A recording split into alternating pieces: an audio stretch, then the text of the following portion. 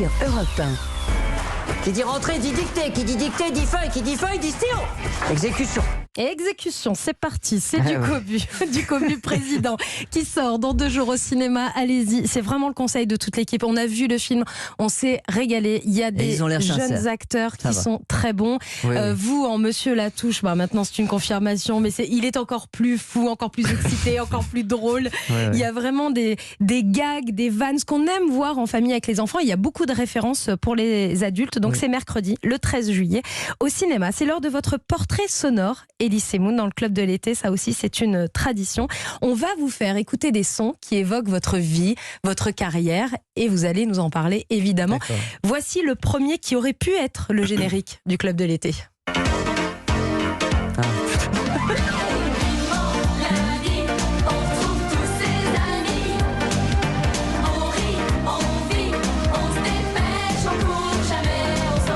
Vous vous souvenez de Vivement lundi? C'était diffusé le dimanche après-midi de 1988 à 1992 sur TF1. Il y avait Bernard Ménez. Ne donnez pas de date, s'il vous plaît. On annule. Heureusement qu'on est. Quand on fera le montage de l'émission, on changera les dates. On coupera, ouais. D'accord.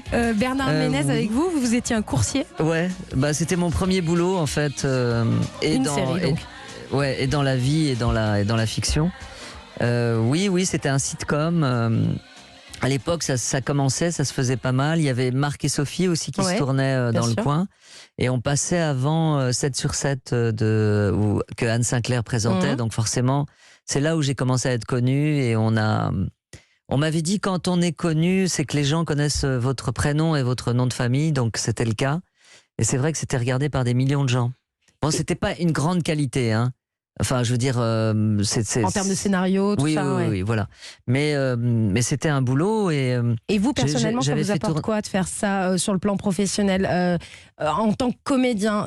Vous vivez un vrai truc J'avais 23 ans, un truc comme ça. Donc ça m'apportait. Enfin, je vivais dans une chambre de bonne dans le 16e. Et ça vous a fait grandir? Ça payait mon loyer. Grandir, oui, ça m'a appris à être rapide. Et à connaître mon texte rapidement. Oui, la rapidité, l'efficacité. Mais après, c'est une chose qu'on a pratiquée avec Franck dans les petites annonces. Mais c'était des textes à nous. Mais je me rappelle, j'avais fait tourner Dieudonné dans Vivement lundi. Ah oui, il y a une apparition de Parce qu'on commençait à se connaître, on commençait à faire des sketchs et j'avais dit il faudrait que Dieudonné il jouait quel rôle? Je crois qu'il jouait un coursier lui aussi. Ce serait marrant de retrouver un épisode où il est. Ça lui foutrait la honte. Dieudonné, regarde, tiens, t'as tourné dans Vivement lundi. En parlant de Dieudonné, écoutez ça. C'est la nouvelle vie, là. Le grand amour, là. Oh non, pas avec ma femme, je suis pas Mère Teresa non plus. Tout ça, Ah non, j'ai tout envoyé chier, hein. Martine, les gosses, les compiles de Daniel Guichard, tout.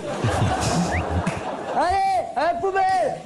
Ah non, je suis actuellement avec une jeune femme très classe qui fait ses études de droit, là, enfin dès qu'elle aura passé son bac.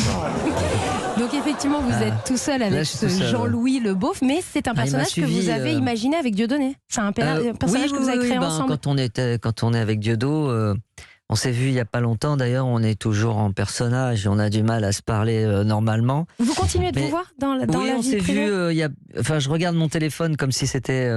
mais on s'est envoyé des textos il n'y a pas longtemps. Oui, on s'est vu... Mais quand vous voyez, c'est quoi? Vous voyez dans l'intimité? Non, on s'est vu dans un resto. Vous parlez professionnellement ensemble? Vous avez des projets? Oui. Non, on n'a pas de projet, honnêtement. Enfin, ce serait son désir, mais c'est pas... Je pense pas... Merde, je suis crevé. Je pense pas que ce soit possible. Je suis où là? Qui êtes-vous? C'est un cauchemar. Mais il me fait peur, Elie, parce qu'il y a une paire de ciseaux sur la table. Ils sont en train de la manipuler. C'est parce qu'on m'a enlevé mon petit bracelet du Festival des Ardentes. Bon, bref, peu importe.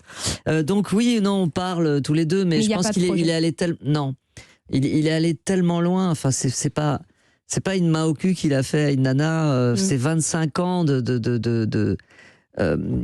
comment dirais-je, enfin, il a parlé à tort et à travers, il a insulté des gens. Il en a conscience de tout ça? Il est d'accord avec ce que vous pensez? Pas vraiment. Je crois qu'il est dans un autre monde, en fait. Non, je peux pas. C'est difficile de parler à sa place, mais voilà. Mais en tout cas, je vais redire ce que je dis souvent quand on me pose la question. J'ai la sensation d'un gros gâchis. On était un duo extraordinaire quand même. On a vraiment ouvert la voie à plein de gens.